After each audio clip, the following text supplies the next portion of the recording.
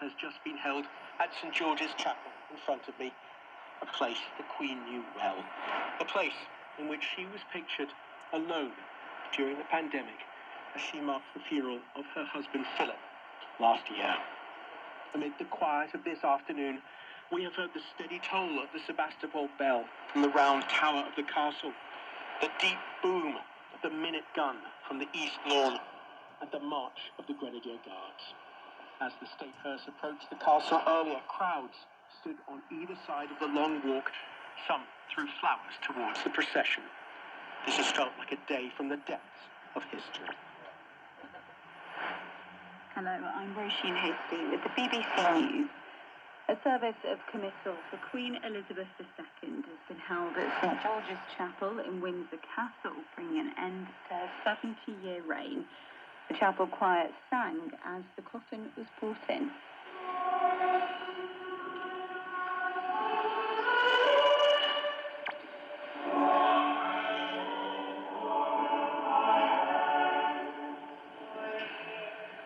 The Dean of Windsor, Dave Connor, spoke of the Queen's service to the nation.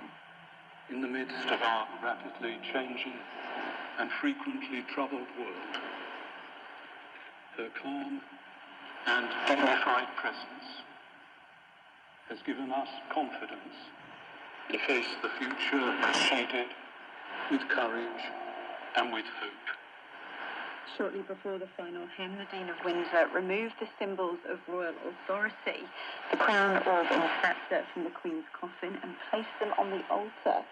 The late Queen's casket was then lowered into the royal vault.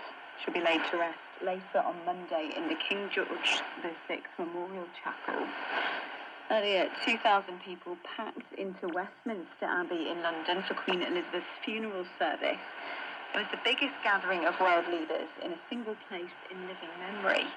In his sermon, the Archbishop of Canterbury, Justin Welby, said few leaders received the outpouring of love seen for the late Queen. The grief of this day, felt not only by the late Queen's family, but all round the nation, the Commonwealth and the world, for so many touching a multitude of lives. Crowds numbering hundreds of thousands of people lined the streets between central London and Windsor to glimpse Queen Elizabeth's final journey. Some well-wishers threw flowers over the hearse. Our correspondent Rob Watson has been watching the day's events. This was monarchy at its most majestic, solemn and spectacular. Despite Britain's relative decline these last 70 years, the grandeur of Europe's last great monarchy still dazzles the world. Here in Britain, this was the high point of 10 days of mourning, children off school and many pausing in their work. The question now, how much, if any, of the national unity will survive the end of the pageantry and the return of the day-to-day. Our correspondent Rob Watson there, who's been reporting on Queen Elizabeth's final journey. The latest world news from the BBC. At least 2 protesters have been killed during continuing protests in Iran, sparked by the death of a woman who'd been detained by the morality police. The deaths occurred in the city of Devandra. There's been sporadic unrest in various parts of Iran since the death on Friday of Mahsa Amini. She was 22. President Biden says difficult decisions were made in order to secure the release of an American citizen in Afghanistan in exchange for an Afghan tribal leader and Taliban ally.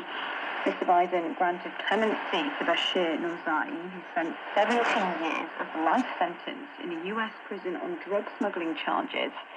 In return, the Taliban freed the former American naval officer Mark Frericks, who worked in Afghanistan as an engineer. The Taliban's acting foreign minister, Amir Khan Muttaqi, predicted that the move would open a new chapter in relations with the US.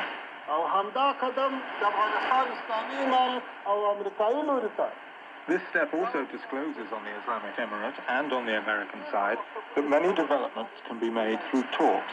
In fact, for today's achievement, very complicated negotiations took place, and it took a long time. But finally, it bore results. A prominent journalist in Hong Kong's been charged with obstructing the police after allegedly being involved in a verbal dispute with plainclothes officers earlier this month.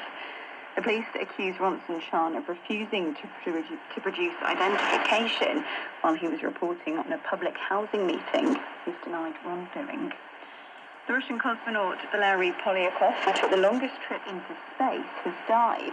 He was 80. Polyakov flew his first mission in 1988 aboard the Mir space station. 4 years later, he spent 14 months in space to see if people could maintain their mental health flying to Mars. BBC News.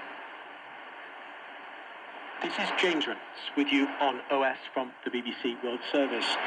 We are this afternoon in Windsor, right next to the King Henry VIII gate of Windsor Castle, where in the last few minutes the committed service remembering the late Queen Elizabeth II has finished. And I'm seeing 4 guests walk out slowly in front of me. 2 of them are smiling, and you can almost feel the relief here in Windsor as some of the solemn moments of this day, bringing the late Queen home, have now come to their conclusion. And in a couple of hours' time, only a small gathering, the gathering of the royal family, will remain in the chapel for the private burial of the late Queen. The public events, though, have come to their end. A little earlier here in Windsor, thousands gathered on each side of the tree-lined avenue, the long walk, to pay their respects as the state hearse carrying the coffin of the late Queen drove slowly by. My colleague, our correspondent, Naomi Grimley, was watching that procession, and Naomi joins us now. Naomi, take us through what you saw, please. Well, what made it for me, I think, was that tidal wave of colour coming over the hill of the Long Walk, which is the big tree-lined avenue that leads all the way up to Windsor Castle. It's such a long walk, as it's called. It's such a large run up that originally you couldn't hear the noise of the bands and the pipers, but as it got closer, you could hear this wall of sound as well as see the glint of the helmets. And then as the hearse passed, you could see the crown, the orb and the sceptre shining on cushions in the back of the hearse, resting on the coffin. And of course, later in the service that we've just had in St George's Chapel, those instruments of state, as they're called, were taken away from the coffin and put on the high altar, a sign of the earthly riches, if you like, being taken away in death. And then, of course, they will be used again next in public at the coronation of King Charles III.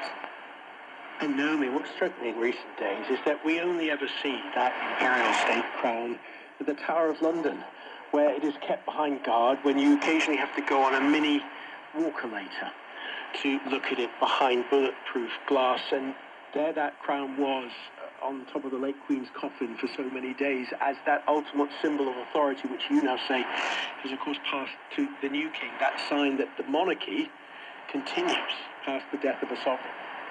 Absolutely, and there was another symbol in the committal ceremony that we just saw. That was when the Lord Chamberlain, who's head of the royal household, symbolically broke his staff. Now, this staff is something that down the ages has been used to keep courtiers in line if they've been undisciplined. It's the kind of thing that was used to tap courtiers on the shoulder. But it is symbolically broken over the coffin and the 2 halves placed on the top of the coffin. And again, that is another symbol that one reign has ended and another begun. Naomi, did you get a chance to speak to anyone along the long walk, and what did they tell you?